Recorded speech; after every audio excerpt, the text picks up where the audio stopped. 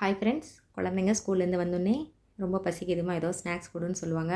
அதுக்கு கடை snacks junk food கொடுக்காம நம்ம வீட்டிலே ஏதோ ஒரு சுண்டல், பயறு, வேர்க்கடலை இந்த மாதிரி அவிச்சு கொடுத்தா ரொம்ப ரொம்ப ஹெல்த்தியும், குழந்தைங்களுக்கு நல்லா சாப்பிடுவாங்க. அதுக்கு ஒரு வாணலியில் எண்ணெய் விட்டுட்டு எப்பவும் போல் கடுகு, உளுந்தம் பருப்பெல்லாம் கொஞ்சம் ஜாஸ்தியாக போட்டுக்கோங்க. போட்டு ஒரு பெரிய வெங்காயம், 4 பச்சை மிளகாய் கட் பண்ணி போட்டு நல்லா வதக்கிக்கோங்க.